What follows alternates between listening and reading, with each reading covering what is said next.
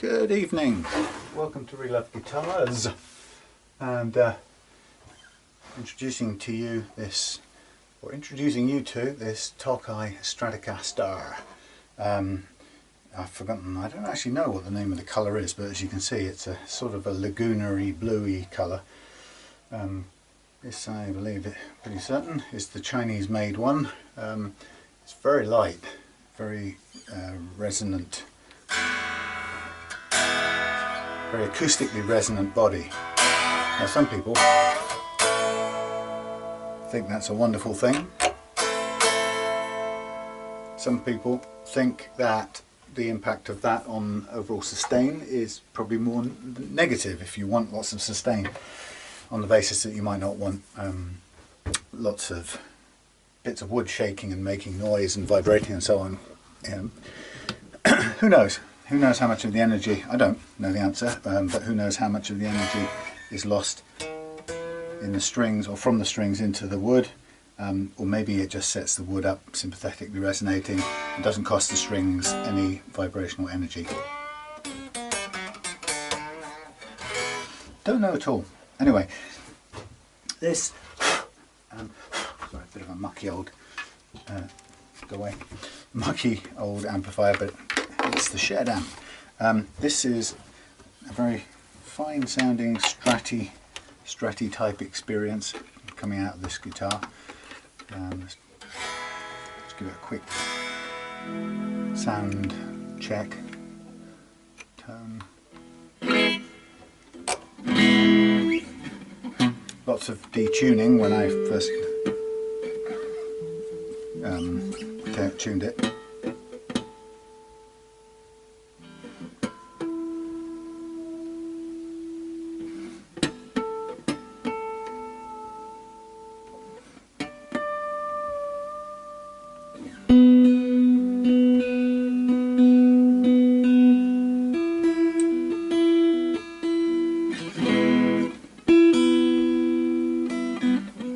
Horrible. Get that in tune somehow.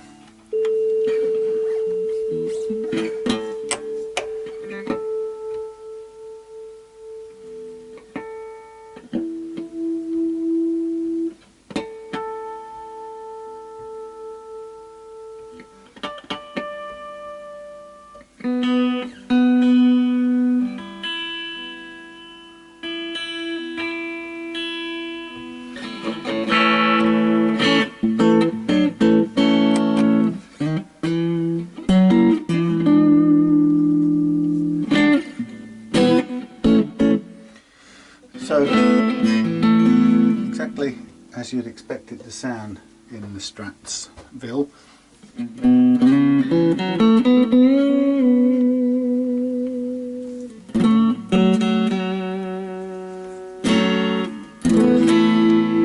Don't mind the tuning for a minute.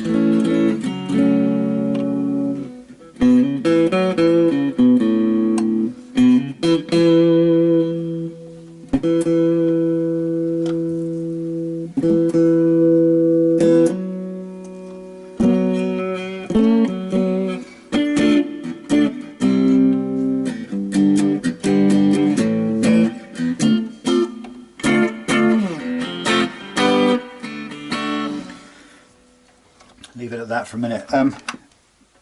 To my ear, these pickups, this guitar feels, and I probably won't make myself too many friends by saying this, but this guitar feels to me, not the neck doesn't, but the body and the sound feel to me like an Encore Blaster series. It's that sort of very light body, plasticky looking. Now, it's not knocking it, just a very smooth looking light blue poly finish, but with those hyper sparkly sort of Strat pickups. One of the things I've just noticed right here is the string on this nut, with this nut, the way this is set up, the string is very close to the edge. There's not a lot of room down there. There's a tiny bit of alignment room here on this guitar to adjust, but just feels it's a little bit closer to the edge than I would like. I'd be slipping off down at this end.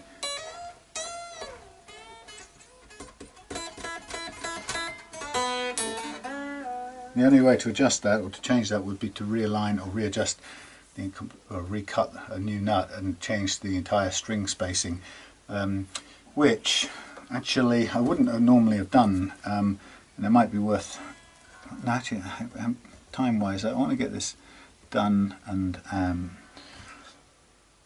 back out to pull before too long, so it just does feel a little bit too, maybe a millimetre too close to the edge, but it would, it's possibly the bevel angle. In fact, it's not possibly, I think it is the extreme bevel angle on this. This is about 45 degrees, which is too much for my liking. So that's resulted in this feeling like it's very close to the edge. It looks like a good quality, possibly tusk nut. It looks pretty well cut, so it's a bit high for my liking.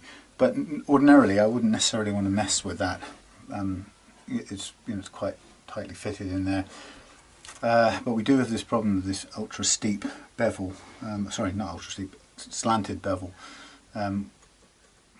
So I don't really want to change it just for the sake of it. I mean, one of the things I did suggest before is that an adjustable nut might be a cool thing to do with this, like I'm doing with more and more guitars. But let's just compare for a second the spacing that I have got on my sort of regular bone nut replacements. See, they're a little bit tighter grouping. This is very wide spacing.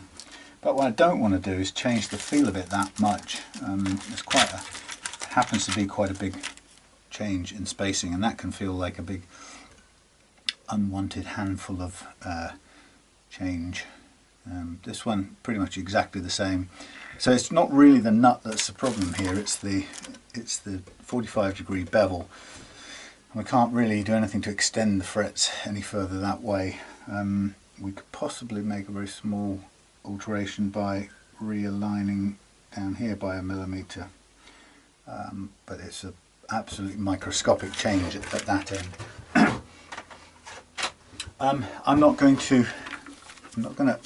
to hold back from making a major change there straight off, because it's kind of trying to fix something that they've done factory wise, which is this quite extreme bevel, and if that's characteristic of the guitar, I don't really want to be changing that too much.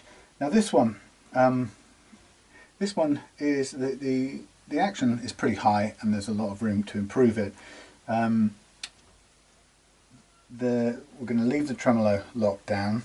There's a couple of little things about this guitar. One is that the neck has been sanded back to not a very consistent, but a nice smooth silky feeling, which is a lot of people much prefer to the sticky gloss.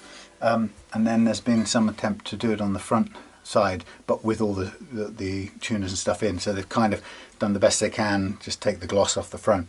So what I'm going to do is, while I'm doing any fretwork and stuff, is I'm going to take the tuners off, and we'll sand that back to a more consistent finish. I don't know how well you can see it in this light, but it's got patches of, I'll just drag you around here. It's got sort of some quite big scratching going on here, and then a big patch of scratching in there.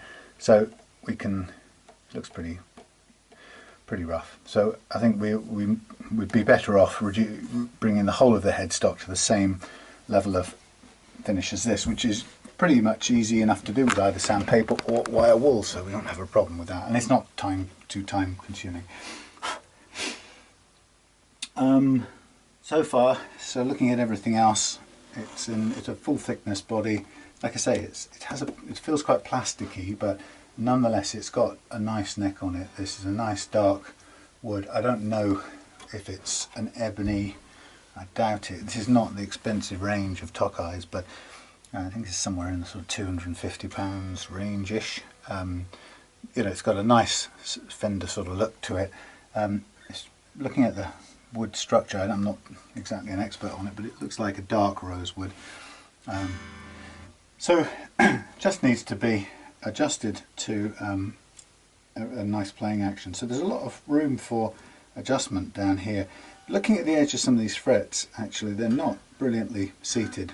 there's some gaps here, and they're lifting at the end, so wow, that is scratchy as hell. In fact, that's I suspect when we go back down in terms of changing the action, I think one of the things we might find straight away is that a couple of these frets here are so relatively sticking outy that we could be hitting a total choke off within seconds.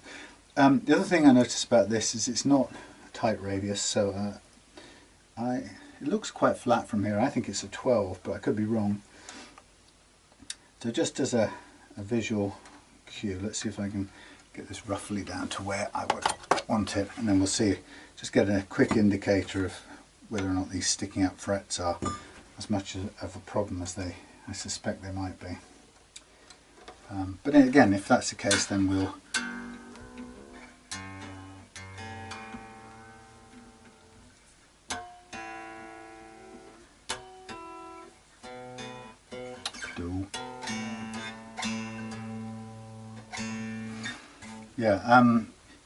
we're going to do fret levels.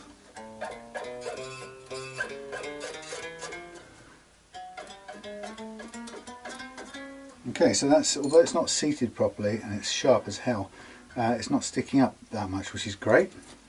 We'll set all the strings roughly to meet it. Now this will obviously bring this down as well.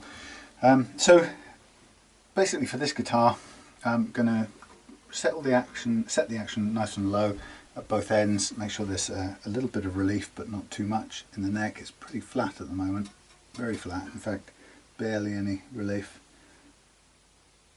just the tiniest little bit. So we'll set it all down to a nice action at both ends, and then basically have a look at how it plays, and then if we need to do any fret leveling, we'll do fret leveling. There's quite a lot of fret material. It's very new, very good condition. We'll also measure the radius and see what it actually is at the same time. And once I've done that, I'll take the neck off and we'll get the headstock and everything sanded back to the same satin finish. I did ask Paul, I did say that I didn't know if it was damage done by a previous owner, so one of the possibilities I offered him was to build up some poly on there and buff it out to a gloss, which is a possibility, but I think he prefers it in the satin finish, which is great, easier for me, and it means I can get it done by the end of this weekend. Okay, let's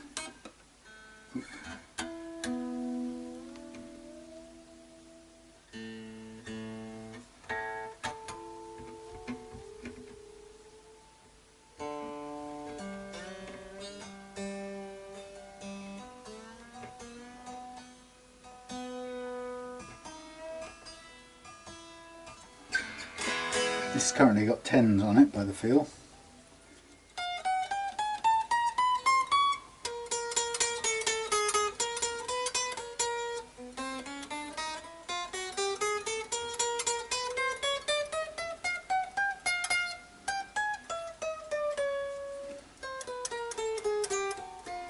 Not too bad.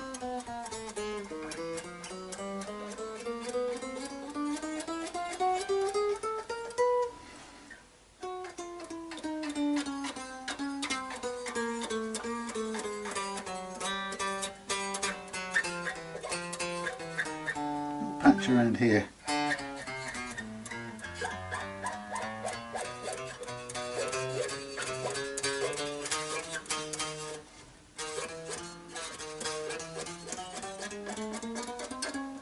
Yeah, not altogether too bad, not the worst I've seen. So, but it will benefit from a very small amount of fret leveling. Just checking these action heights, just to kind of get it into the ballpark. So often when I do this, I'll be doing it a little bit, adjusting things a little bit here, a little bit as I go along. The three basic variables that I'm working with here are the amount of neck relief, curvature in the neck, the first fret action and the last fret action, and obviously anyone will be able to spot that they're interrelated. so that they kind of depend on each other. So if we adjust one, the other changes slightly as well. So you have to keep that in mind. And obviously there's no set formula of going first we do this, then we do that, and then we do that, and nothing else, because obviously it's all interdependent. So that I'm aiming to get close to where I want with the last fret action, and then I'm going to expect it to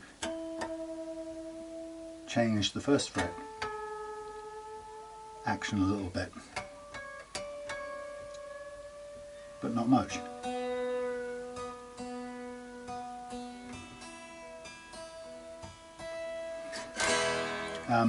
What won't change as I'm adjusting this is the neck relief, because that's subject to the loading of the strings, so that will stay curved as much as the strings are pulling and against the truss rod and how it's been set. This is a neck adjusted or headstock adjusted truss rod, which is good. Now what I know is that the notes play reasonably well.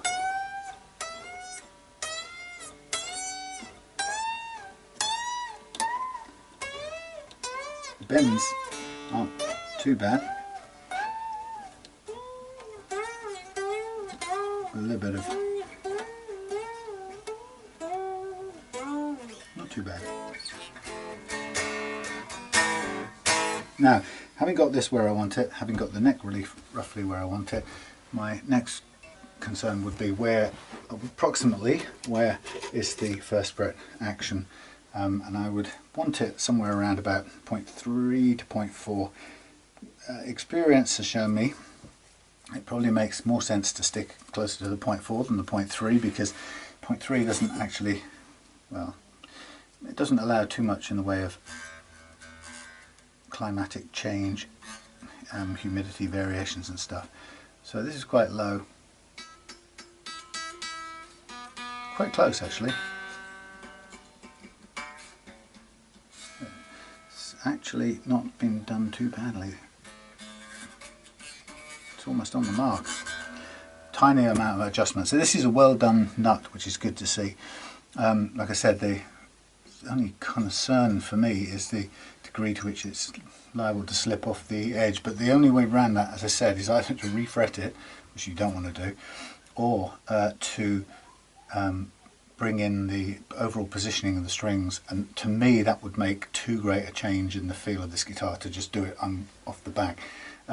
Particularly because what Paul didn't say to me in any of his emails was, I can't stand the way the top E falls off. So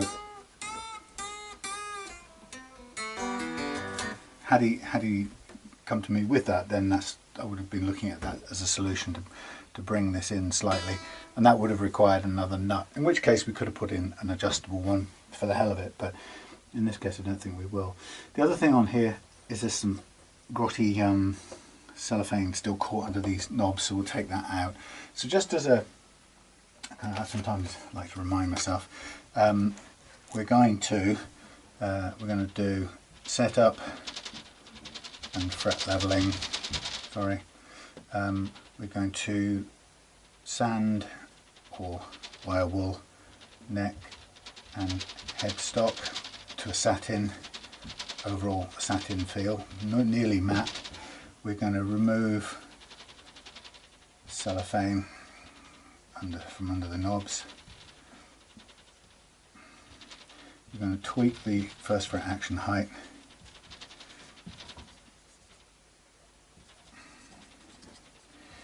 And so far I think that's about it, and then obviously restring with 10s, stretch and intonate. Now I'm looking here that the intonation pattern on this looks a little bit extreme, so I wouldn't be surprised if it's a little bit out.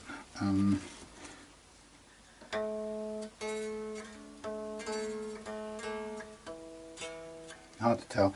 Oh, and also just to soften the fret ends as well, because they're a little bit sharp in places. Soften fret ends.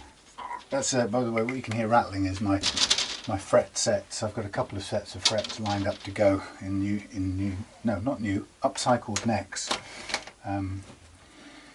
Okay, so I guess the first thing, since I've got down to the sort of working action, I also need a little bit of adjustment to bring the action of the pickups down a little bit, because having brought the strings down by about 1 millimetre or so, I didn't measure it, sorry, we really want to bring this down as well. We don't want them jammed up right under the strings, so we'll take them down by a corresponding millimetre or two. It's a subjective thing, the positioning of pickups on different guitars. The conventional wisdom says, and many people say it's true, that the further away the pickups are, the more dynamic and interesting the tone they produce, and if you crank them up too close to the strings, then you're going to get up what somebody I think called a kind of flubby sound, which is quite a good way of describing it. So we're going down a couple of mils to accommodate the change in the string height. Okay, now the thing I'm just going to tweak here are the fret slots in kind of close up, really. Bring it in a bit closer since I can. So I've got my standard slot files here, and I'm also just going to have to hand, if I can find it, is my little V-notch file, and just noting that these are very nicely cut, but they're kind of straight walled. So I'm going to start with the bass end of things. I'll keep that one. Okay, so I'm just going to measure first of all with my 0.3 thingy. So if anything, that's slightly under, so let's see what it is actually. Keep in mind that, wow, that is barely 0.25. Keep in mind that you can be playing with anything as low as a 0.1, which is kind of what your tremolo capo does when you're playing with a capo. It gives you a new first fret, very low first fret action. Now I'm trying to get a feel for what this material is, as I just want to widen out this slot a little bit. Now some people get freaked out when they see that because they think it looks untidy, but it's a fraction better than having the walls of the slot gripping the sides of the string. So a tiny bit of V is better than none. Right, that's 0.25, so technically we could follow the path across there, because that's nigh on the same on that one. So these two have all already set pretty low, so I'm just going to focus on easing the binding of this slot first.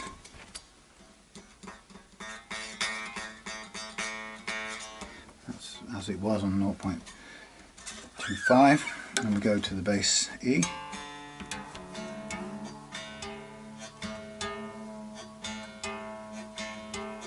Now, I'm going to see how this feels, because this is a little bit higher.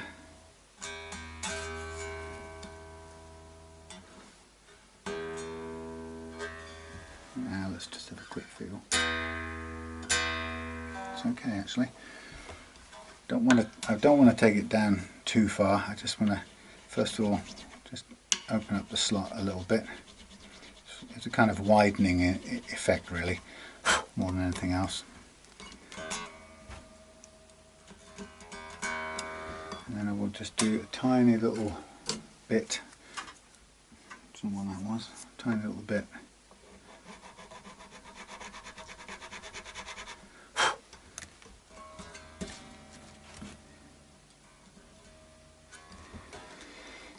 get it more to about 0.3 than 0.25. I don't necessarily want to go quite as far as all of the others, but I want them to be pretty consistent and pretty close.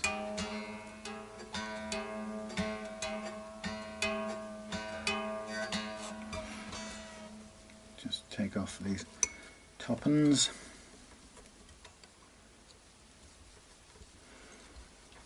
It's a nice feel, this guitar. As I say, it's quite light. Be interesting to have a look inside, see what the construction is. Okay, so we got again slightly above the 0.25 of the others. So I'm just going to go for a little bit of widening like that, and then concentrate on the height. I'll take it down an absolute smidgen to be consistent with the other ones. Very difficult to get it exact at this level, but that's what we're aiming for. Still a fraction higher. You can very quickly overcut. Now I am not quite sure what this material is, whether it's plastic or tusk, and I don't know what the original spec for this guitar is. Difficult to know, actually.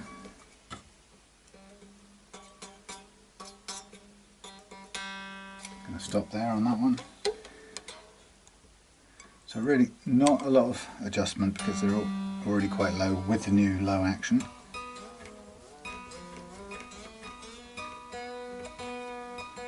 And this could do with a little bit of sanding once we've done the checked out all the first fret actions. So this one's quite a lot higher, so we will take care. Get these final two.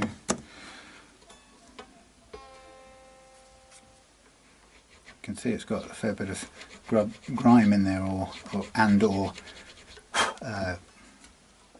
graphite.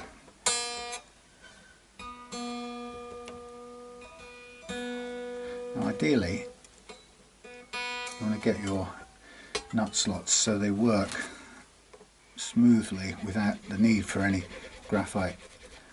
To me, graphite is a sort of, it's a temporary measure, but too often it's used as it ends up being used as a sort of permanent solution, inverted commas. So I would aim to get the thing playing nice and freely through cutting the nut slots, and I don't like to use graphite anymore. I prefer to work after doing the slots, do a bit of extra work with sandpaper where any widening is required, rather than to chuck in a load of graphite and let that temporarily take up the load. Now these starting to get fairly old, these. Well, they're not that old actually, these what do you call them, nut files. So just occasionally they lose a bit of bite, and then you start, it's not helped if it's more of a plasticky substance you're cutting. It starts to get slidey more than cutty, and if that happens you can very quickly overcut, because there comes a certain pressure that suddenly cuts and you're beyond the point you wanted to get to. Alright, so this isn't cutting very convincingly at all at the moment. I'll try the back end of this blade.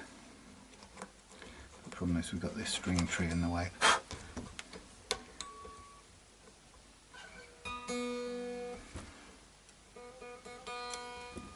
Yeah, it's funny how it kind of, it's more the material than these blades actually, or these files, because this is telling me that it's some sort of plastic, and it may not even be tusk. I don't know what's advertised.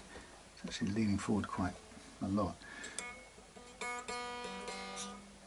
That's pretty close. I'm not going to risk messing up by pushing too hard on that. That's there as well.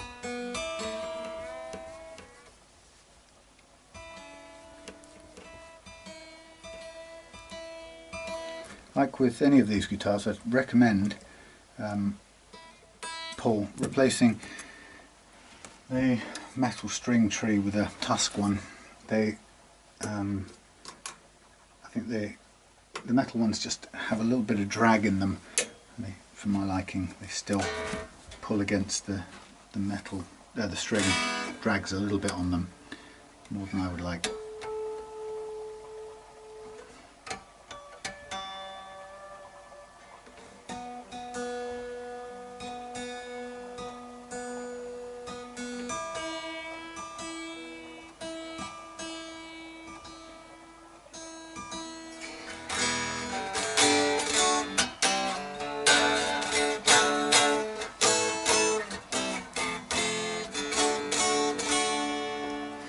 Okay, let's get it lined up for some fret leveling. And I will just slightly take down the nut a little bit, sand it carefully afterwards, just to remove anything above the string that isn't required, because the material in the nut that sits above the string is just getting in the way, really. And if anything, it just makes it look a little bit uglier. Okay, so with a very flat neck relief at the moment, which is, when a guitar comes to me, I tend to try and keep it as close to the original relief setting as when it arrived. In other words, unless there's a significant problem, i.e. it's got a back bow or a massive relief curve that's getting in the way. But when somebody sends a guitar, they've usually more often than not, they've got the neck, or very often they've got the neck set the way they like it. And like I say, unless it's extreme, then I try not to make an adjustment. So this one's come very flat with the tens, so obviously the truss rod is working against the curvature. It has some relief, not an absolute load, but so long as it's got some, I'm not going to mess around with it. Just forgot to do something a minute. I wanted to mark up the frets. So let's just do the quick version. For this, I have to hope that I can take the strings off and on one more time without them breaking.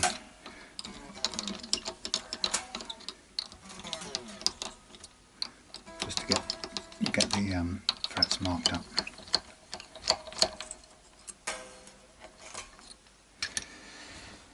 Okay, there's a bit of scuffing gone on down here. Somebody's done some, I don't know what they've done, sandpapering for some reason. It may have been the person who put this nut in or adjusted this, fine-tuned this nut, but they've either maybe spilt some glue or something, and then they've sanded it out but left it a little bit rough.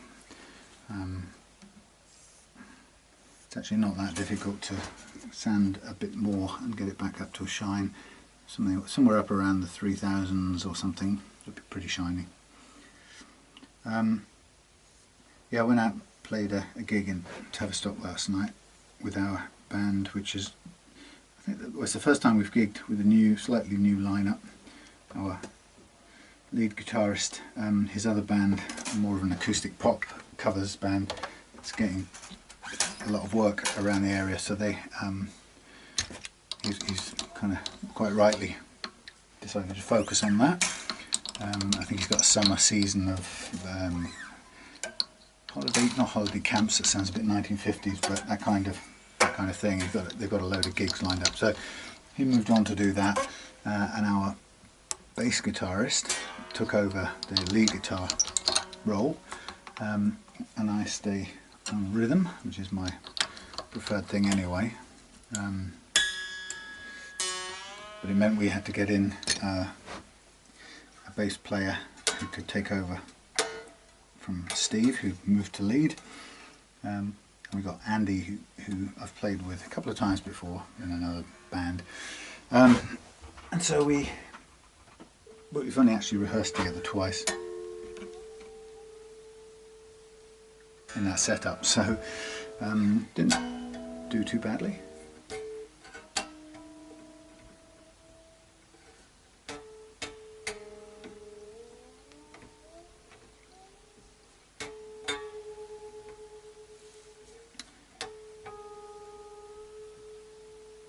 Yeah, it was long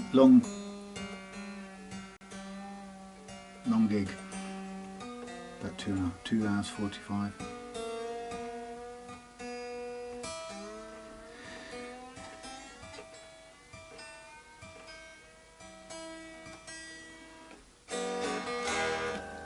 And yeah, a lot of old rock classics. I think we played Sultans of Swing at the end.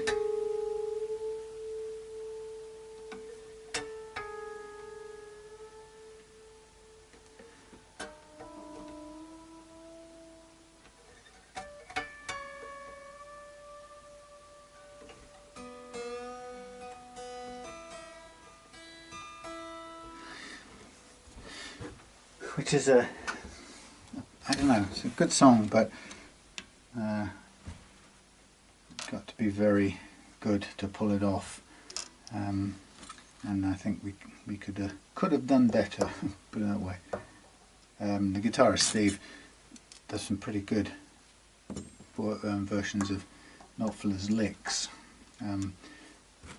but I think my criticism would be that as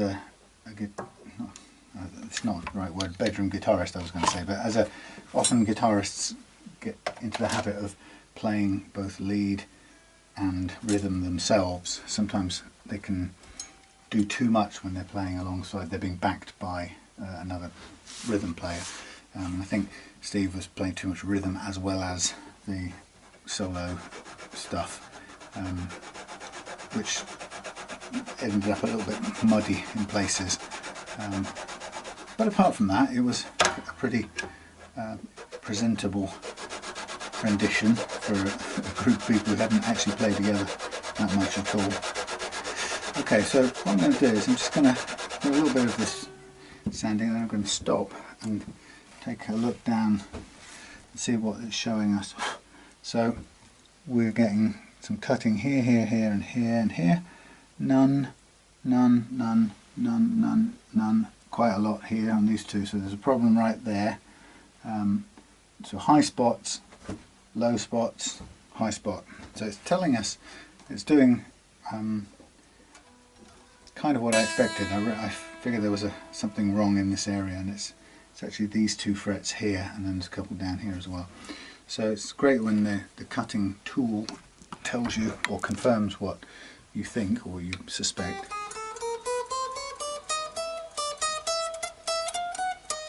So still struggling a little bit on that fret there, so I'm going to do a tiny bit more. But I'm also going to recalibrate just to be on the safe side, make sure the curve in this truss rod hasn't moved.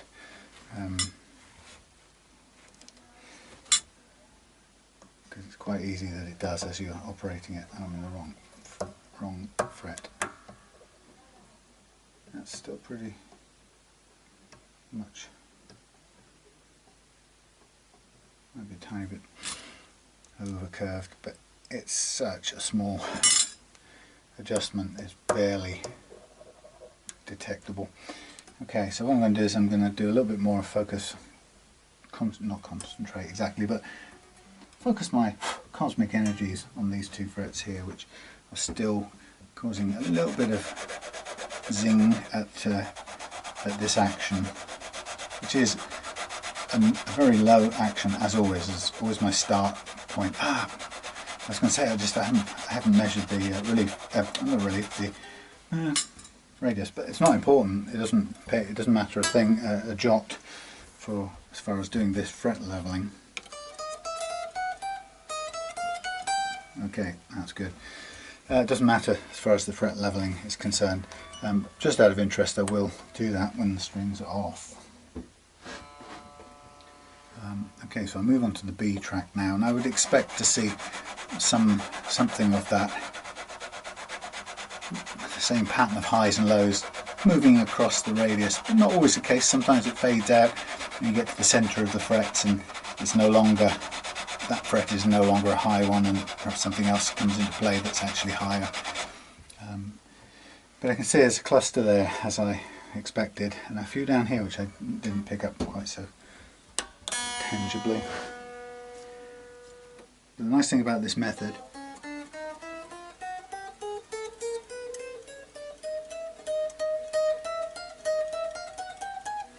you can test that way by playing the notes straight away, and you'll know if you've got it working the way you like. And then you can, if all the notes are playing cleanly to your satisfaction, then you can stop the leveling process right there and move on without taking any more fret metal. Interestingly, there's a low patch here, and sometimes it's a low patch that makes the next frets high. So if these frets have been pressed in harder than anything else, then you can then have a problem straight afterwards. It's difficult to tell which it is in this situation.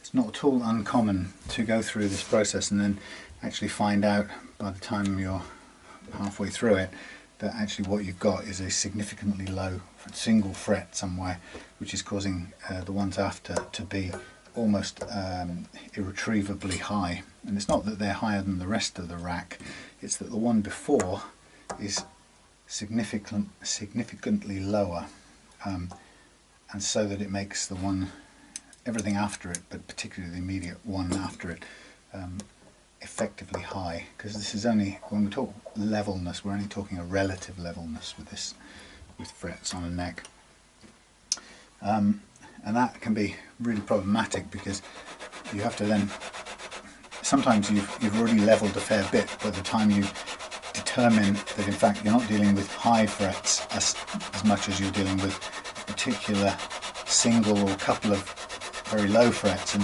when that happens, you've got to try and ascertain the scale of the difference, because the scale of the lowness, because if it's significantly low,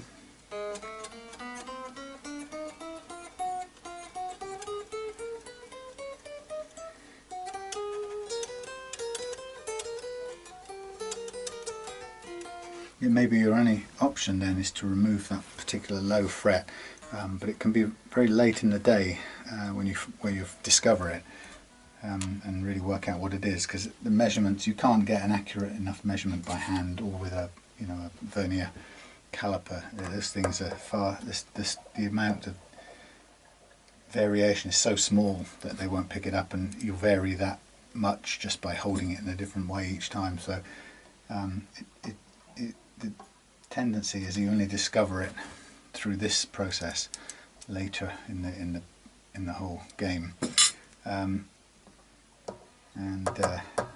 sometimes it's better to carry on leveling, because the amount you take off the subsequent frets in order to get down to the place you need to get to isn't that much, when all's said and done. But I think the place where you may have to make the decision to remove a fret is where you're working on marginal frets anyway. But I feel generally very uncomfortable working on marginal frets full stop. If you're going to, my take, if you're going to spend £100 on a careful setup like this, then you might not want to be doing that on a guitar where the frets are 3/4 through their life.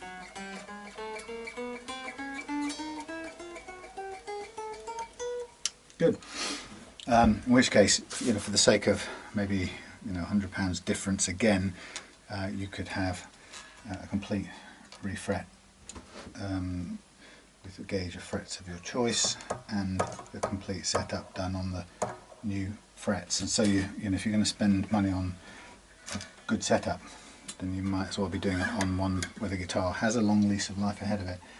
So it's ascertaining the condition of the frets is sort of one of the most important first things to do. And I like to try and mention it early on in emails so that people have a chance to say, well, actually this is pretty worn out, do you think it's worth doing it? In which case I might say no. Now what we've got over here is the high frets now have moved. On this side they're significantly high there, or a low fret, but I think it's high frets. And here these frets are okay, but it's moved across now that these frets are now high on this side. So the cluster of the problem is on the treble side is over here, and now it's moved across to here on the bass side.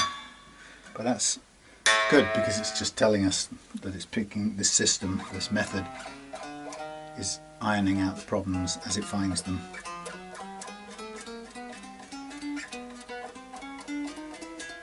It's pretty good actually. Okay, and I expect that to continue now so that we get a flat spot over here on those top frets. It's interesting how it's moved from there across to there as we go, but like I said, not surprising because that's quite commonly what happens. Okay, and also that variation is equally matched by the need to alter this tiny amounts as we go through. I can't even see the amount I changed that there, but it will be felt in the way that this truss rod now sits across those three little brass feet that tell me when it's matching the relief curve of the neck at that point. So it clearly changes in very small variations across the radius as we come this way across the radius of the neck. Now, just going to have a little feel of things right now, and kind of as I expected, picking up quite a bit over here, none over there, a little bit on this edge too.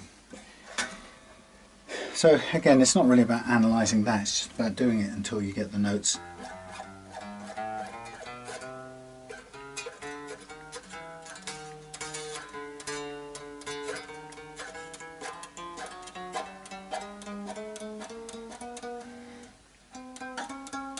Now you can pretty much make any note buzz if you hit it really hard.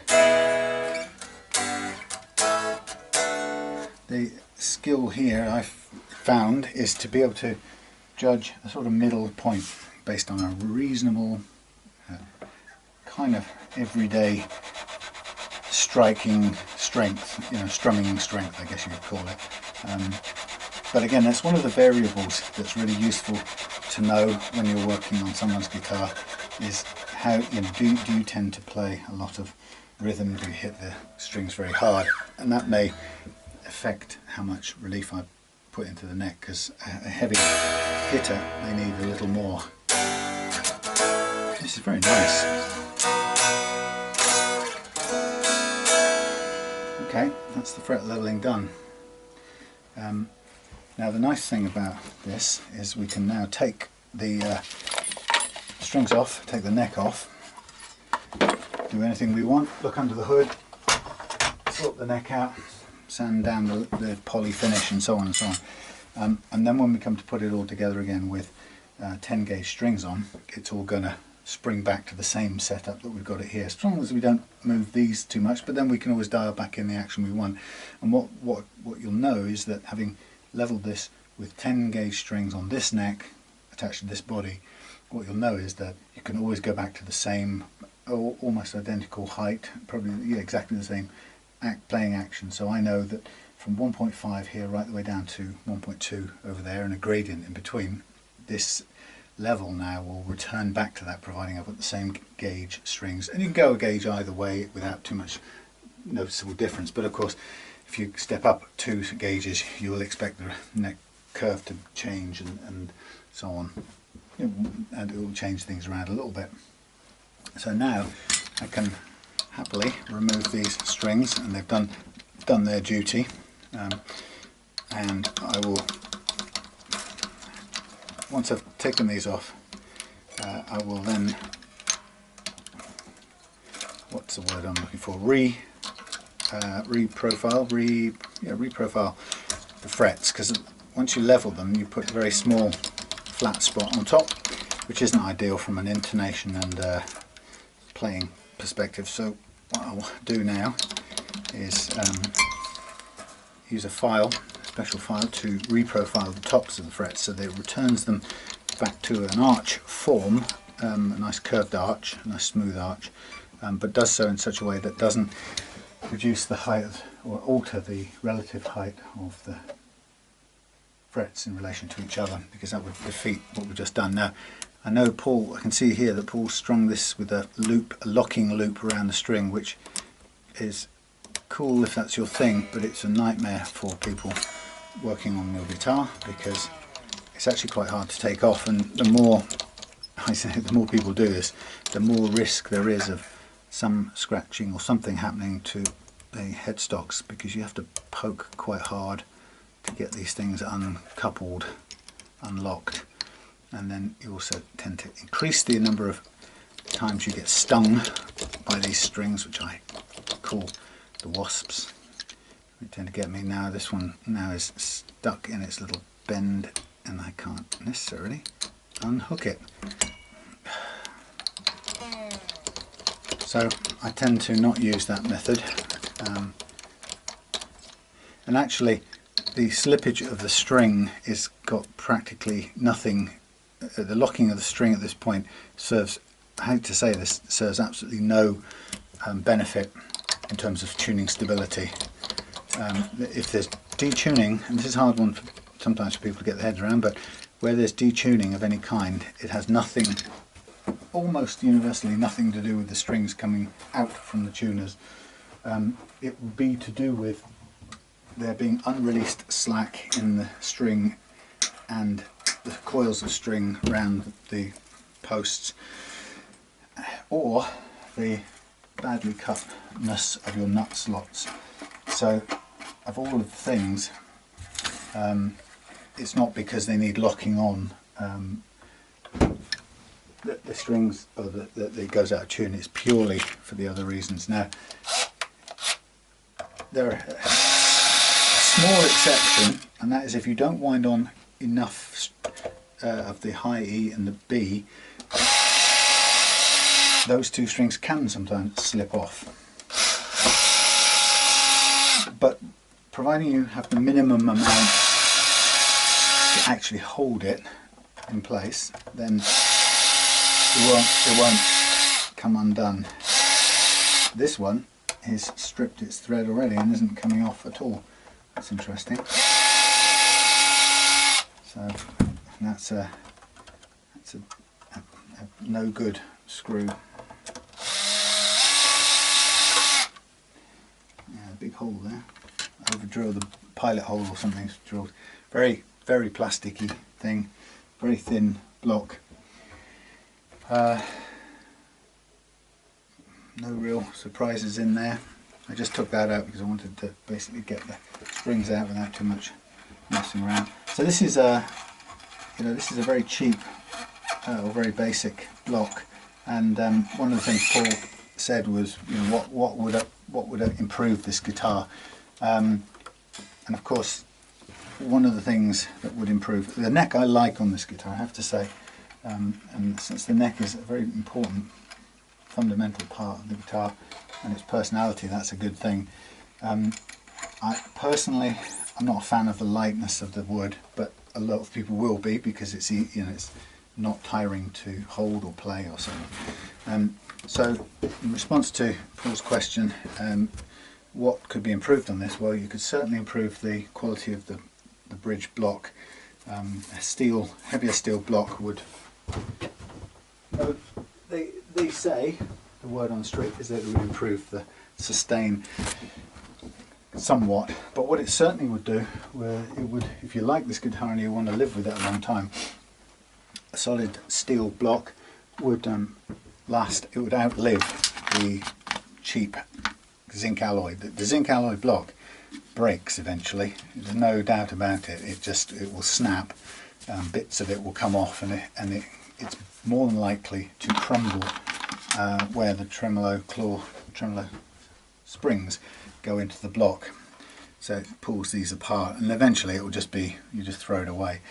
But in the meantime it will function fine, it will do what it's supposed to do. But I would, if you wanted to invest in it and improve it, I would say replace the bridge unit altogether, or at least put a quality block in there. The other thing to spend money on is the pickups, really, and that's about it. We'll have a look under there in a minute. Now I'm going to take, am I going to take the neck off? We don't really need to take the neck off, because there's nothing says we have to. doesn't need shimming or anything like that. I will take the tuners off. That is something I do want to take off because it can get to the poly and give it some sanding so it's a bit of a satin feel, but that's a little bit further down the line.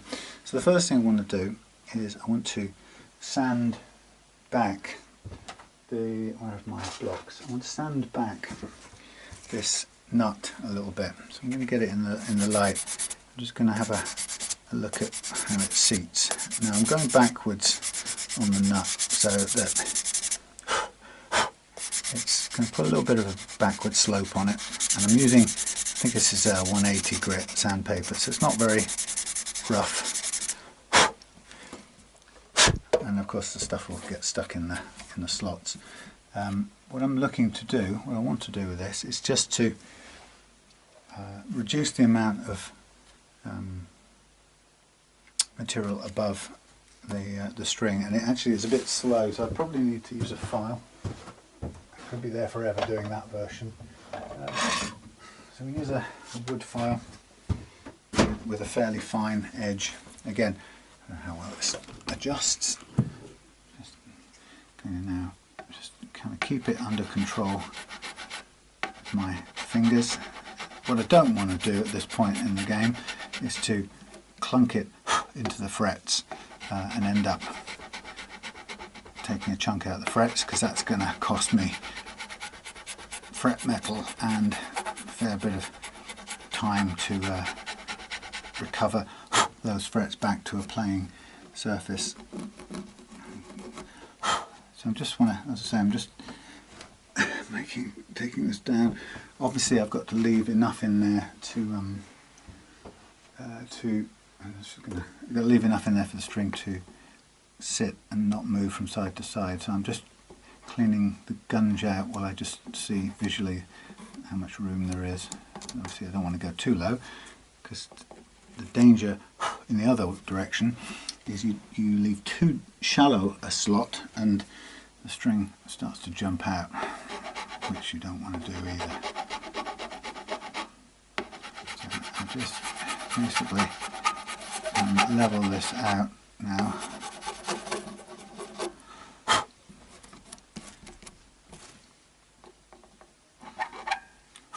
Just making sure that the bits are out of the way, and then just for a sort of final, polish isn't the exact right word, but final smoothing, just going to go over it with this sandpaper, and then just take away any bits that are in there. So it's still not fairly deep, I haven't taken that much off, but just to tidy it up a little bit.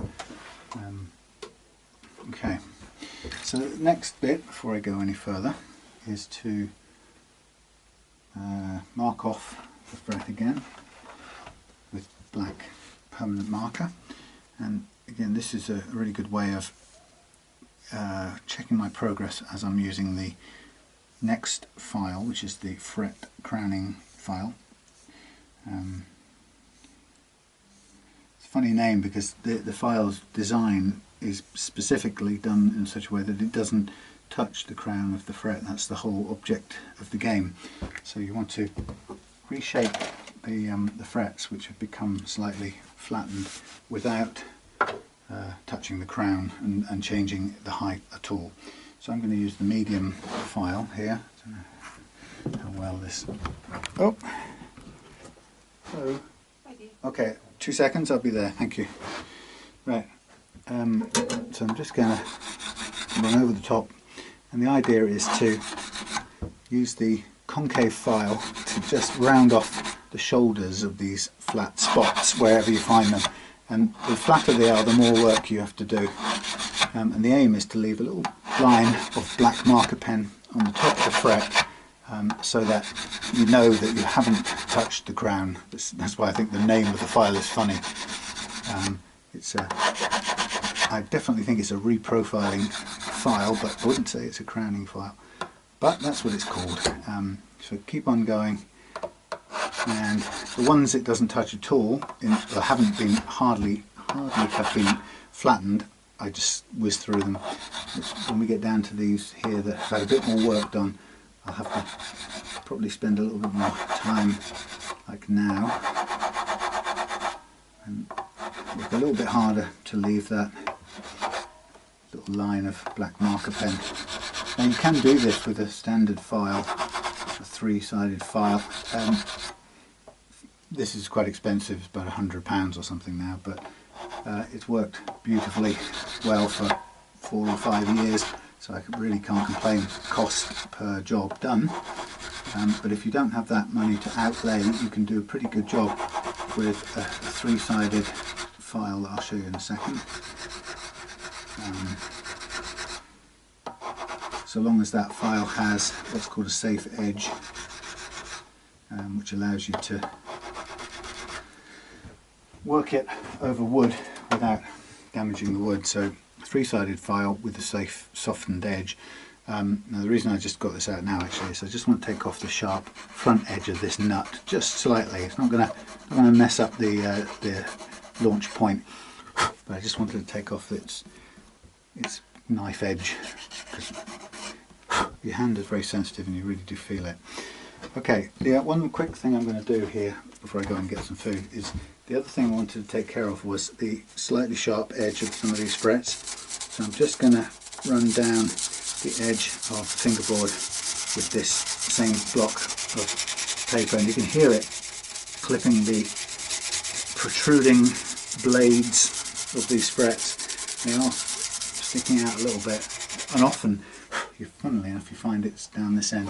Now I'm going to do the same at this end, but I'm going to be very careful not to clip the paintwork as I do it. Now we have to, there's quite a lot of overhang on these up here, and I want to soften those out, so I'm going to do my best to do it without touching the paintwork. Now we're going to sand out all these frets anyway, so I can afford to, doesn't matter if I skip over and touch anywhere else on the frets, because we're going to sand that all nice and soft. But I'm just taking a bit more time on these here because they were very sharp, and then do the same down the rest of the neck with this edge here.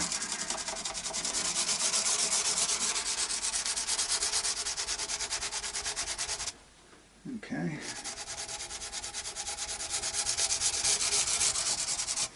Right, I'm going to go in and get some food. So that's the most of the important neck work done.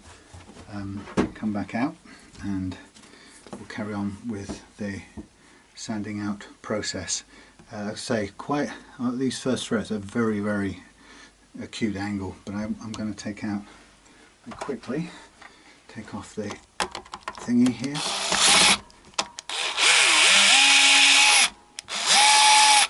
String tree off, and then we'll come back and take these tuners off afterwards, and we'll do the whole of this in satin. See you in a minute. So back again, and I've got me some, keep hitting that wire off that thing, soldering iron.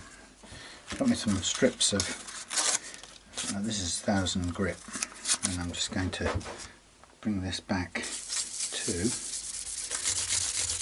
approximately the same state as the other one.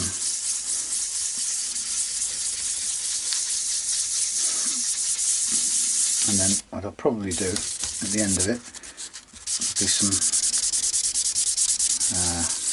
that stuff, you know, wire wool. It's quite funny when you have gloss, you can get away with, bizarrely, it being a little less than flat totally, because it's when you flat it out like this that you start to see the little pockets that are lower, because they remain shiny. It's very odd, little twinkly, glistening bits. Anyway, I'm just taking some of the main shine off this first.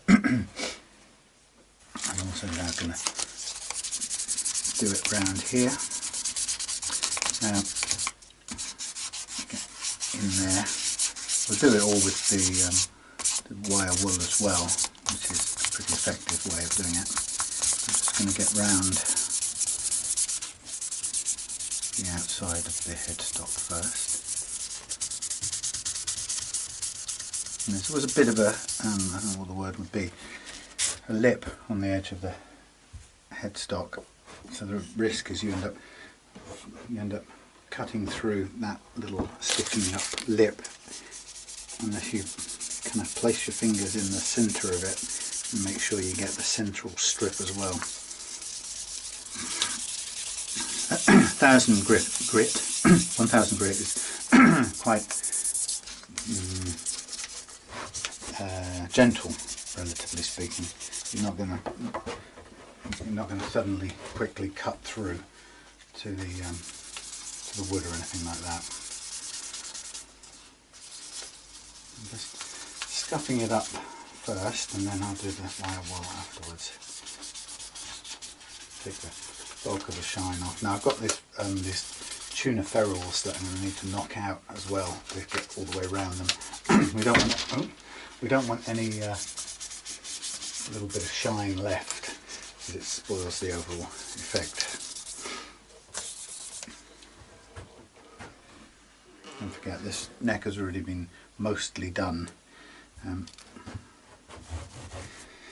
just going to sort of finish that off. Now, to get this off, it's going to be going to require a little bit of brute force, a bit of support, and a suitable device that will fit through. That will probably do it. Fit through and hit the edge of the ferrules without getting stuck on them.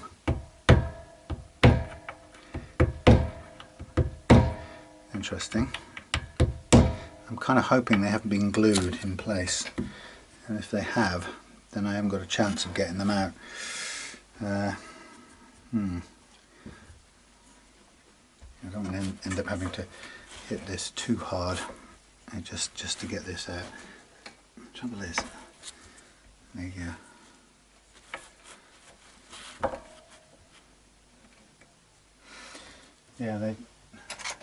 if they are glued in, then we'll struggle to get them out.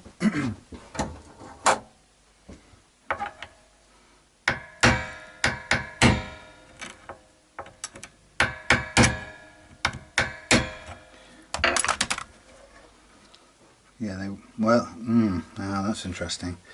They weren't glued in, but they were put in while the lacquer was wet. Damn it. Look at that. That's no good, is it? Nice one, Tokai. Right. Well, that's a problem. That's cracked some of the, split off some of the lacquer there. Not what you'd expect to see, actually. Okay. Let's have a think. I haven't got days to rebuild this.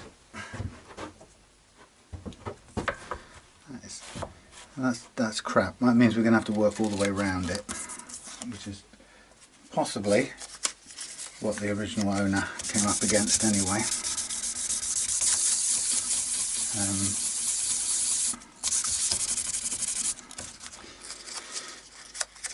Which is a bit lousy.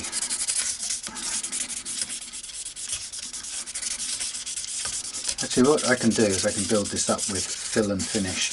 That's probably the best option of the lot. Let's get the silking up done first.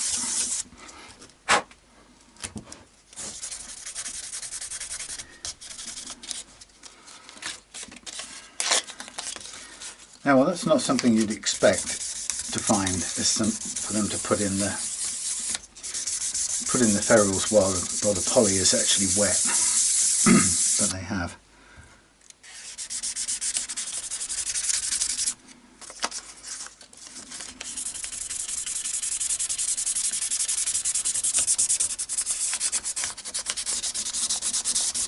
Okay, I have to do a little bit of build up here.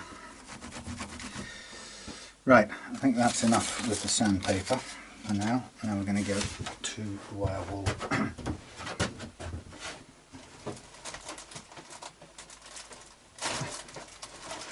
Which is difficult to pull off at the best of times. Okay, we'll go around the back first, and we'll do the whole of the neck again.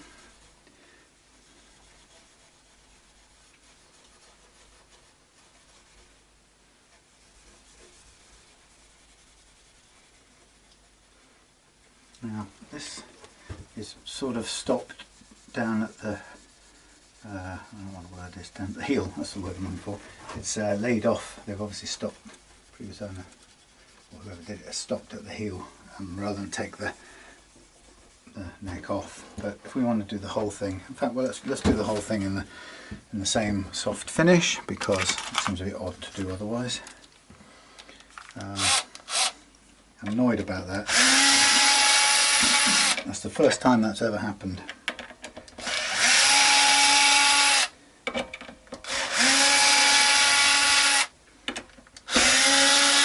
And that is entirely because that was they put in while it was wet.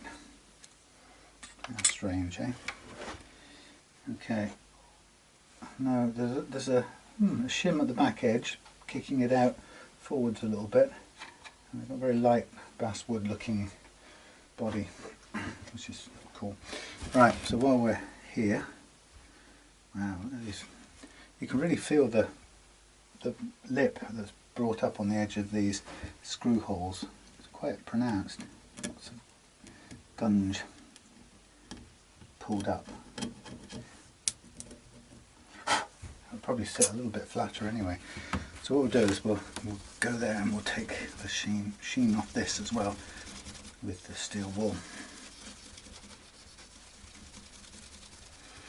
It's good to have a light, a brightish light around here, because then you can actually see where it remains shiny or glossy still. You need that light to be able to see it. There's some paint stuck to the heel as well. Again, sort of an indication that this was put together when various things were still wet. And that's sticky.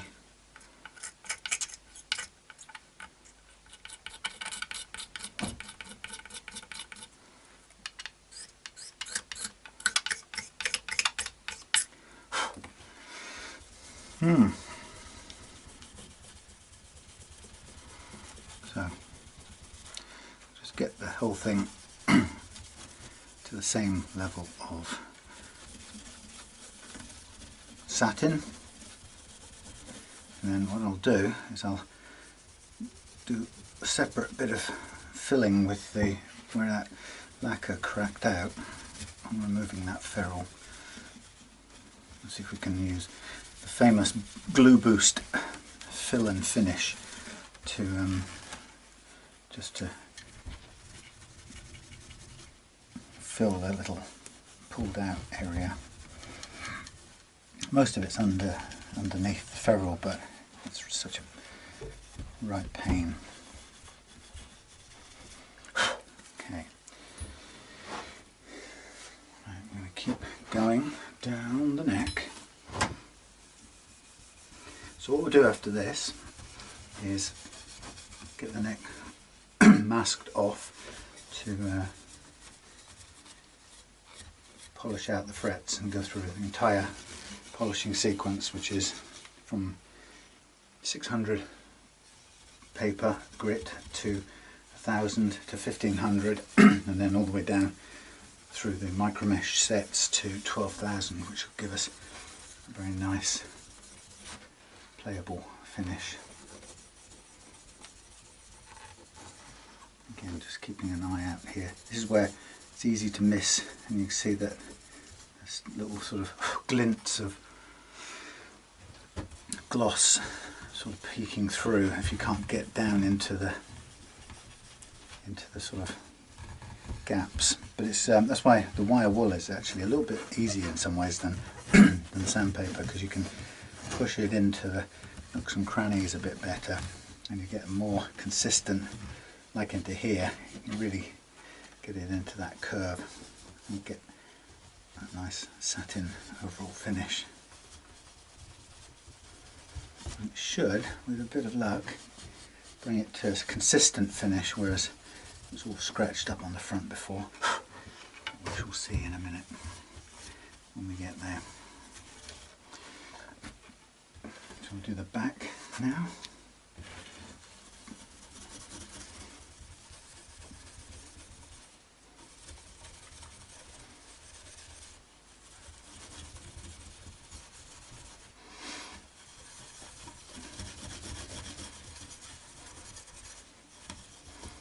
I've just done a really dopey thing. I just made a big deal of booking did I just say, oh God, forgive me if I've just mentioned this. Made a big deal of going and booking a night out for my dad on his birthday. And he's wheelchair bound, so he doesn't get out much, and he's quite nervous about going too many places anyway. So I booked to take him to see what do you call it? Tribute band, Beatles tribute band called the Upbeat Beatles, down in Tavistock. So I was very chuffed with myself for getting it all organised. I went proudly announced to him today that's what I was going to do, and you know, he got all excited and thinking about his night out for his birthday. And then I came home and discovered, like a plonker, that I've already got a gig booked for that day, which I've already committed to quite a way back. So I really can't let the band down and not go to that, since I had it booked long before my clever idea to take my dad out on his birthday. So I'm going to have to disappoint my dad on this particular one, and then find something else to do that will be compensation for not taking him to the one I got him all excited about. So idiotic. It was only myself to blame, so I didn't keep a record of what was going on. I convinced myself that the gig was cancelled, or it's a party, private party, and I thought it was called off or something. But I didn't check closely enough, so found out the hard way. So getting right up close to these stupid lacquered in ferrules is quite a problem. I suppose it will still look better than it did before, but we really can't get all the way in there, most of the way. I'm going to have a go with the fill and finish stuff in a minute, which is going to be quite interesting to see if we can build up. Don't really think I have much of a problem actually, build up into this little cracked out area. I don't have any of the accelerator that I would have normally used, but that's fine because it will do the same thing in time as it would do normally with the accelerator, but just take a bit longer. So I have time to finish it off tomorrow if needs be. I'm just trying to get in here right up close. Yes, I have taken out ferrules from trillions of guitars before, and that has never occurred ever, which is so unusual. How weird. Yeah. So that means, because of that, I can't get all the way up to the absolute edges of these ferrules with this wire wool, which is annoying because it leaves a little bit of a shine going on around them, no matter how I try. I can minimise it, but it's still, just can't quite get up there without starting to get in there and scratch the whole thing and shine it up even worse with a thumbnail or something like that, which we don't want to do.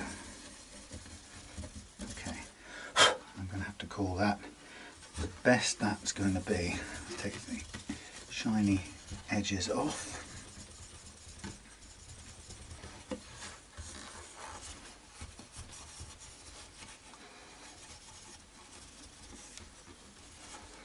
A bit more on the front here, where the damage was originally the worst? Yes, the worst. And then that's pretty much leveled it all out. It's actually still, it's still quite, it's a very silk, it's not a satin I should say, it's not a matte. It's got a nice satin feel to it, or satin look, but it is, it is better than it was before, that's for sure. When it goes all the way up and to the headstock. So here's the fun bit. Let's see if we can do a clever bit with fill and finish. I'm just going to clean out any dust from inside that bit of lacquer around the edge of it there.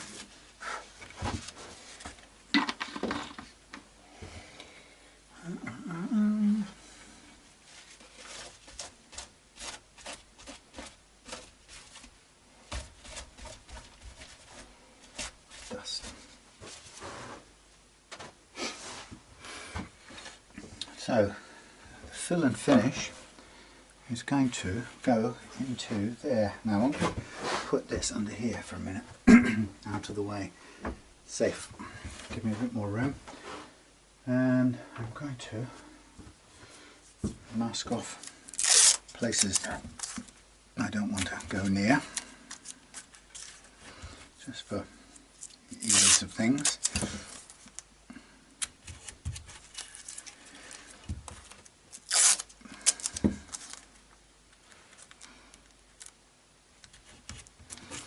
I'm just basically kind of edging around the shape that I want to repair. So that's okay around there. Goes to about there. Now you can probably guess I'm being quite particular. You probably would have to look hard to notice this damage, but it's annoyed me. So I would like, if I may, just to take out, fill in the bulk of it. Now, for this I'm going to use the fill and finish. I'm going to get a sticky pad. That's my reservoir. I'm going to put on my giant reading glasses. Bring you down a bit closer.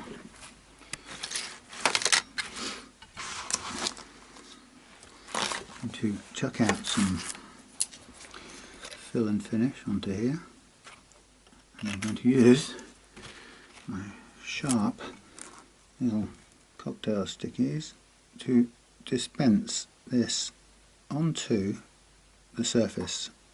Now what it's already doing is it's kind of wicking its way around. Whoops, close, yeah, good. The whole area there where the lacquer chipped out. So I think one little application like this is going to be pretty much all it takes. But it's going to take a while to let's just check on the light here, sorry. It's going to take a little while to go off.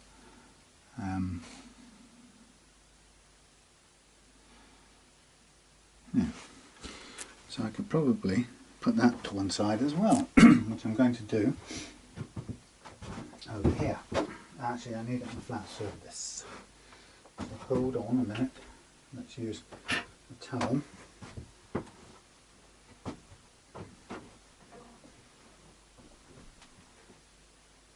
we'll just get that pretty much balanced. As close as I can get it just now.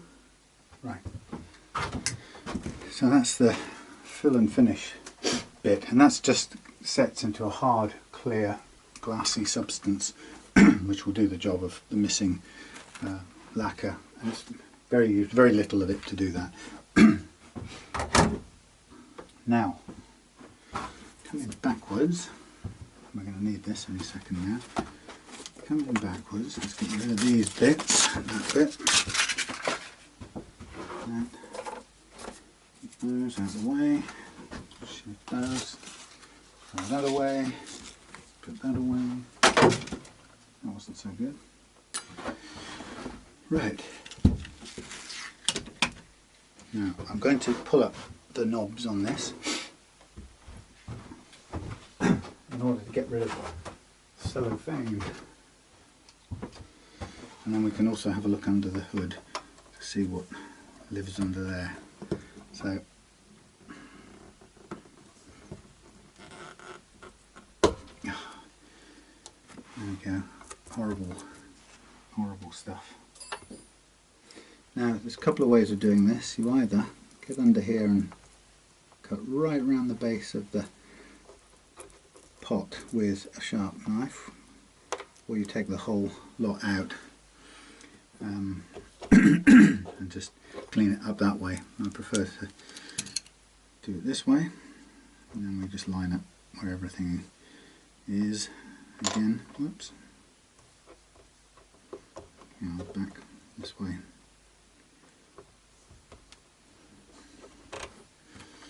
Do the same here. Great little tool this, thanks for the very kind person who donated it. Saw me struggling too many times with bits of wire and string trying to pull knobs off, if you'll excuse the English humour.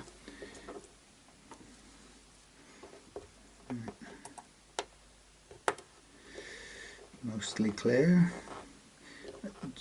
You know, I never understood, it took me years to work out what the little protruding tabs were on these pots, and I only realised a while back that their purpose was to stop the pots spinning round. Now, this one doesn't want to go in exactly the same place as the others. It wants to go a bit round to one side. Yeah, it's they're designed to stop the pot spinning. God, it's a bit of a rough old business, isn't it? You have to put a load of force into pulling those things off. I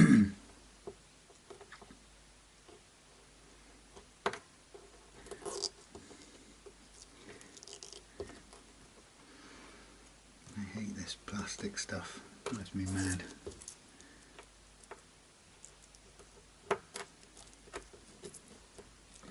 It's so scrunchy when it gets caught under there.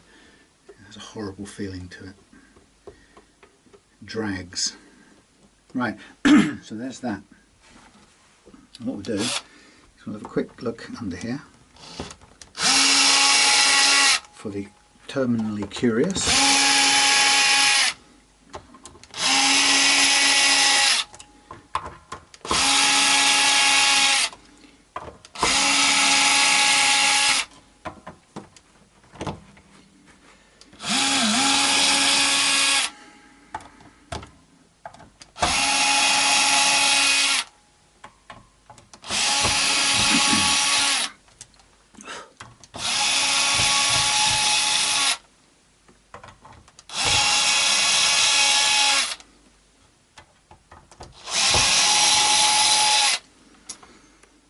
Okay, so for those of you who like to see under the hood of things,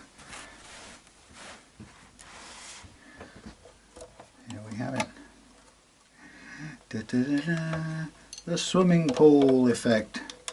Okay, so ceramic pickups, everything bog standard, cheapy cheap. 1, 2, 3, 4, output, tones, 47 green capacitor, standard. Budget, ultra budget, but effective, does the job. Okay, that's that. Literally all I wanted to know I saw just then.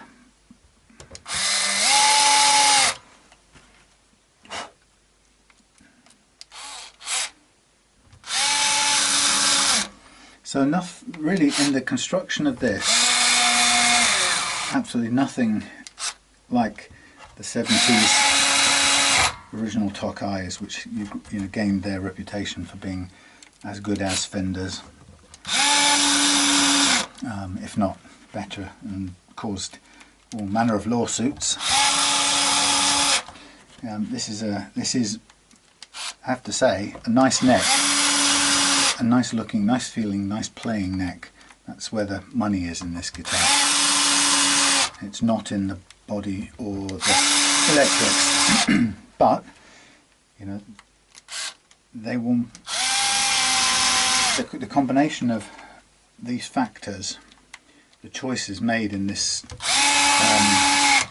in the construction or the design of this guitar, the choices will lead to, the choices they've made with this setup lead to what I'm sure Paul and others feel is a very playable guitar, because that neck is the core of it, or the heart of it. You know, the rest of it, the cheapest bridge unit you can possibly buy, guaranteed to break eventually. Kind of irrelevant in a way, because it really doesn't. The benefit of a bigger block is going to be relatively small compared to the benefit of, or the advantages of, a nice playing neck, which we've got here. Now this takes a while to dry, this here fill and finish stuff, so I'm just taking off the paper around the edge. We'll still need to clean it back. Come on. His clever idea was to cover it in masking tape. Mine, guilty as charged. Made it a little bit more difficult. At least it was the low tack stuff, believe it or not. Okay, I'm just trying. The problem with, I perhaps shouldn't have put tape on at all. The problem with tape is it causes wicking wherever a liquid like a a liquid like glue comes into contact with paper like this. It's what's done is it's caught a bit of the paper in its grip. Just want to break that off from the rest. Yeah, so it naturally kind of makes it slightly problematic. But yeah, it'll travel further underneath a piece of what do you call it, masking tape, than it would if you left it alone, in just sitting pooled pulled where you wanted it to stay. Okay, so let's have a look what's happening here. Okay, that will eventually dry out. And when it does dry out, then I can just polish that bit back, and then we'll stick that in on top, and you'll hardly notice. In fact, you might not even see the difference anyway, but I'm being finicky because I like to be. I think what I'm going to do is I'm going to call it time right now and come back tomorrow. Let's get this cleaned up. Come back tomorrow. That's better. Yeah, come back tomorrow and just, when it's set, maybe just raise the level up slightly. In the meantime, what I can do, just for time's sake, is I can I'll put this back under here, but I'll mask off the neck so I can get it ready for polishing out, which again I probably want to do tomorrow for the sake of letting that dry first. But it's a pretty simple process. I'm going to go off camera now because it's just going to be a matter of cutting progressively thinner and smaller bits of tape to go onto this. But then we'll come back tomorrow, and maybe evening time actually, just to finish off. But with the precision stuff, if you like, has been done.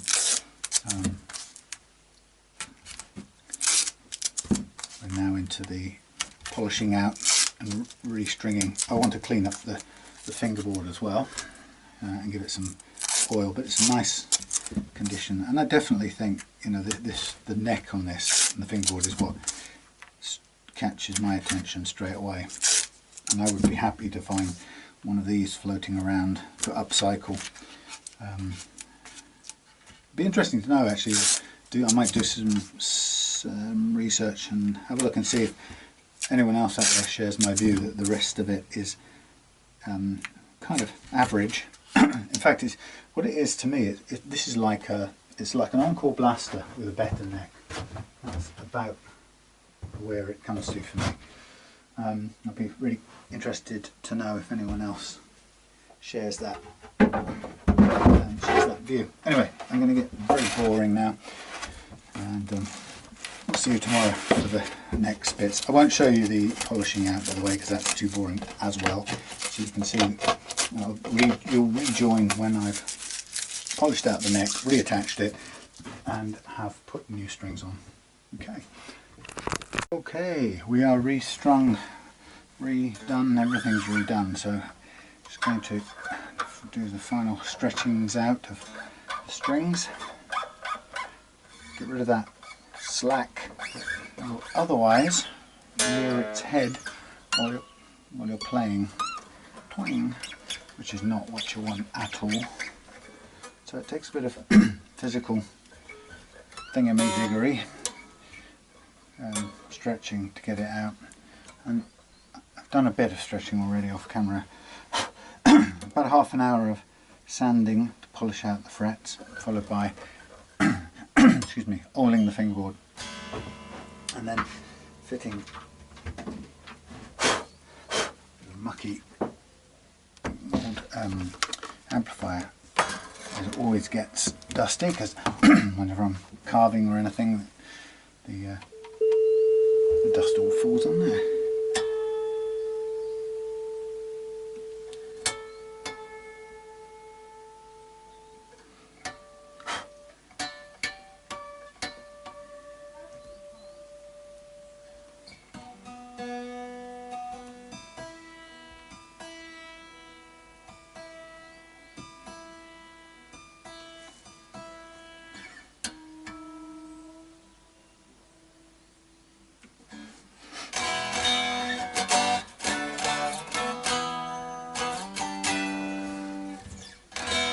Nice. Now what I need at this point is a tuning device and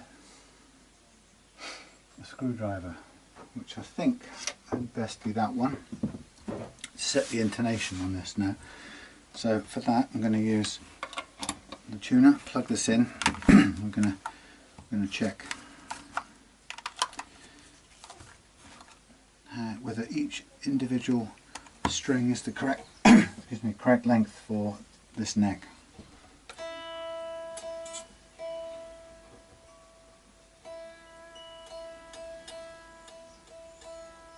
Okay, that's in tune. Sharp. Okay, too short.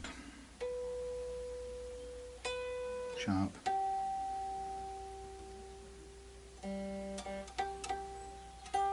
Sharp.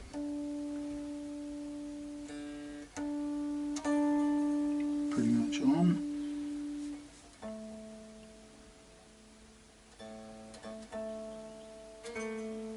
Good.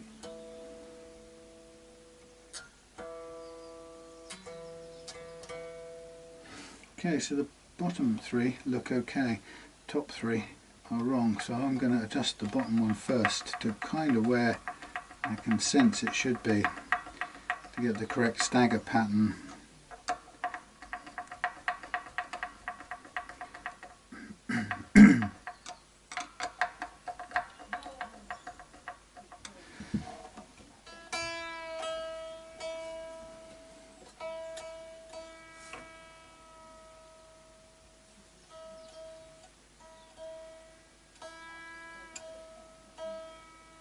Just going to adjust this nut slot a fraction here.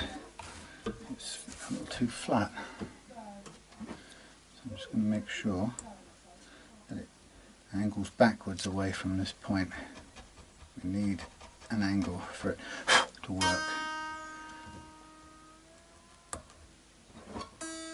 There you go.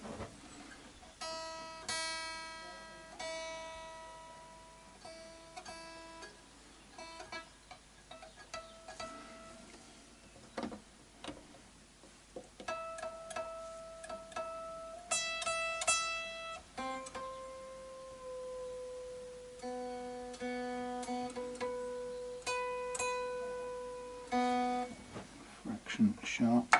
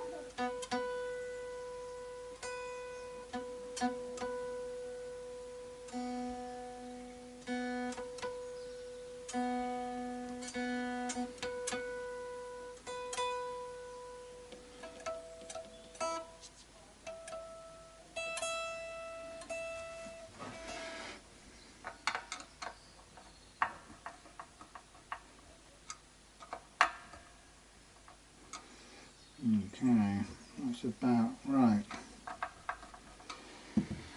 So a little bit of final stretching and retuning and we should be pretty much there.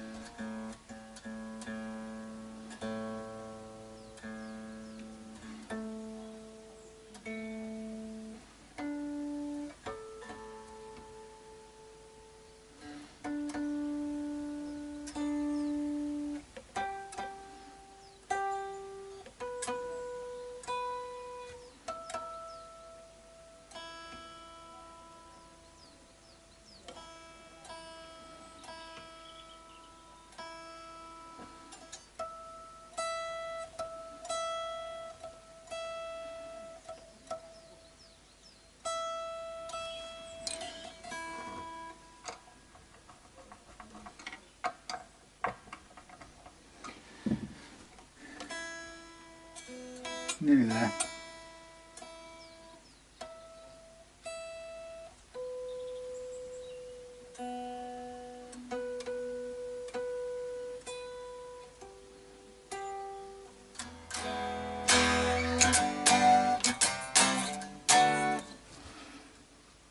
Good.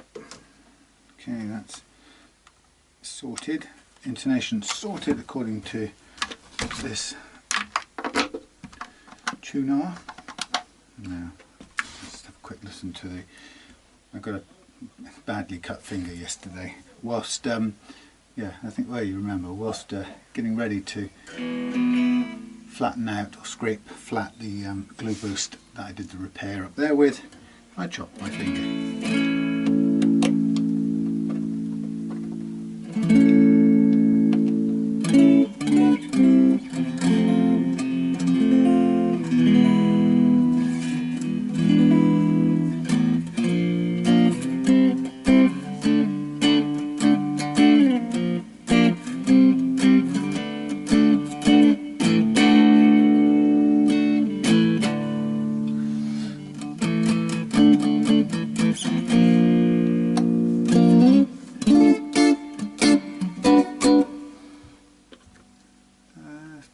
Sound. It is very Encore Blaster-y.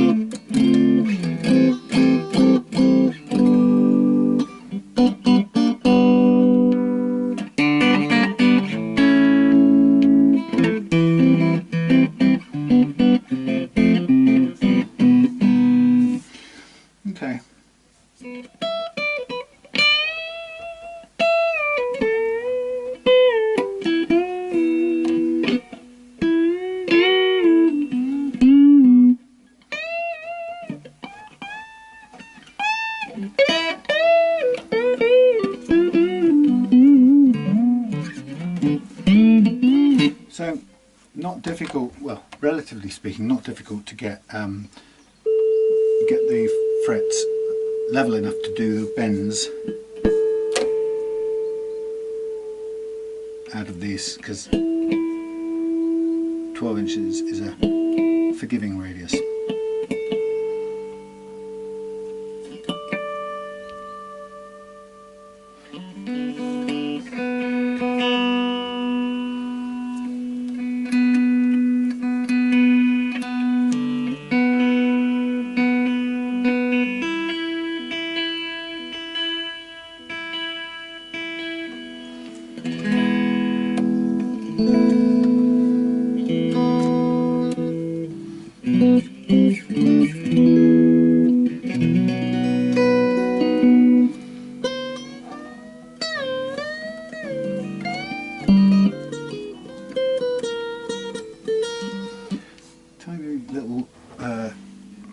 There, and I just want to double check the action height, because quite often it changes fractionally when you take the neck off, put it back on. So I just want to make sure. Sometimes it's even the difference in tightening the neck bolts back up can leave you fractionally out of place, in which case you're a bit lower than the target action. That's okay there.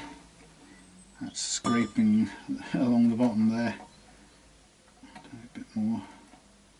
We want 1.2, not 1, and this is not an SG. Okay, that's okay. It's too low. That's under 1 millimeter. Sometimes it's as much as these things move on their own as you move the guitar around or the body, and they rotate, they shake, and they move in or out, and you get a tiny adjustment in playing action, whether you intended to or not.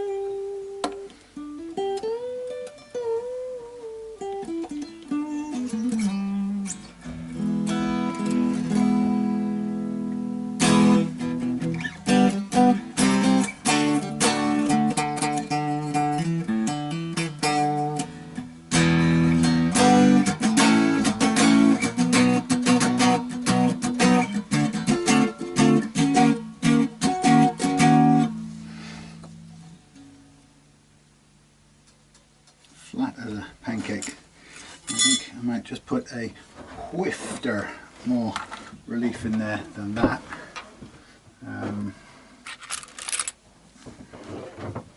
So we want to go in here and go a slight turn counterclockwise, just to relieve the tiny bit of what's the word? Tension on the neck. And we'll just double check it. Hardly any.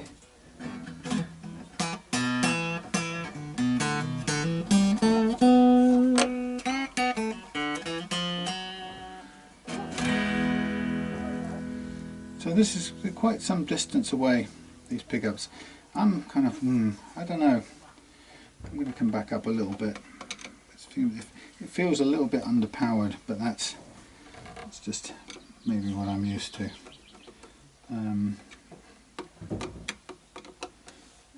it's a subjective thing. That's the problem. Well, the problem. That's the issue about pickups.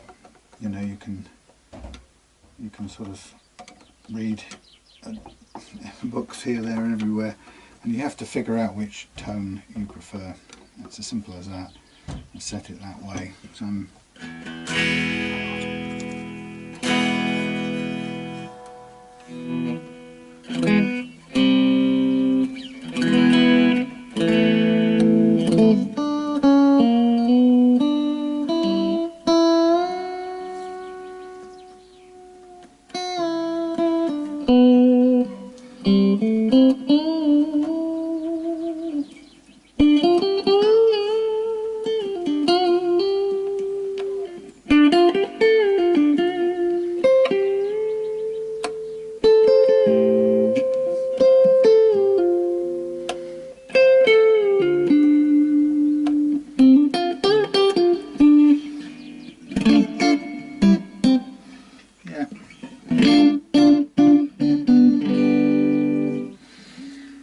still adjusting at all. No. Could be that we're in the slack zone here, and I don't know, and I'm not sure whether or not this this neck will be a truly dual action one. In other words, will it go the opposite way, or will it just come to slack and that's your lot? It's funny. I suppose we ought to really just test it, give it the works.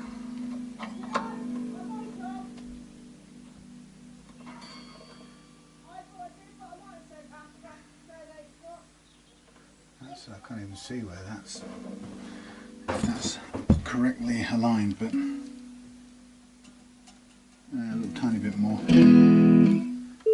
We usually respond by going slightly out of tune as well.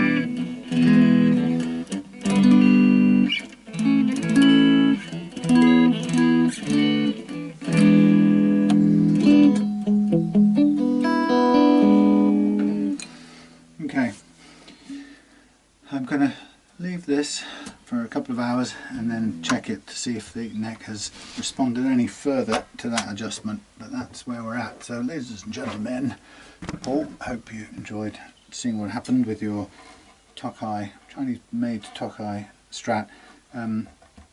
Intonation was quite way out, but it's now on. Neck is nice and silky compared to before, and so is the headstock, and we've got the frets levelled and polished out, the ends softened, take away some of the sharp edges. We've got the tuners removed, headstock satin polished, and a little repair done where the ferrules, which have been put in. The other thing, by the way, the ferrules have been put in with the poly, original poly, still wet, hence they were stuck in place. So if you come to change the tuners in future and you need to remove these ferrules, you're going to get more cracking out of the lacquer. Just be warned, or the poly. There's no way around it. In fact, another example of this showing how this was wet when it was put in, there's caked poly lacquer or poly finish on some of these screws, so it's run through from wherever they've put the bits together, and the wet lacquer has run through into the threads of the neck screws. But there you go, just quick production line sort of stuff, and it's what you get with budget production line. Having said that, I still stick with my initial kind of feeling about this guitar, is that this is like an Encore blaster, almost identical in a way to an Encore blaster except the neck I think is quite a bit nicer. It's a nicer finished, nicer feeling neck. However, it isn't that massively different from an Encore blaster. So for 30 quid on Gumtree you could find yourself a handsome looking Encore blaster, and in a way about the only difference in the way it will look is the shape of the headstock and the name Encore blaster, E6 or something on top of there. But apart from that, it's almost identical in build and components. But there you go. Still, it's enjoyable. And like I said earlier on, if you get the action right and playability feels nice, then you've got yourself a guitar that you probably want to keep returning to pick up, because actually the pickups are not stunning, but they're adequate and effective. They do what they need to do. And you know, as long as if you like the neck and you put the time into setting it up so that you can have a decent low action on it, then you know it could be a guitar that you keep going back to time and time again. So there you go, Chinese-made Tokai Stratocaster with the words Gold Star Sound on it.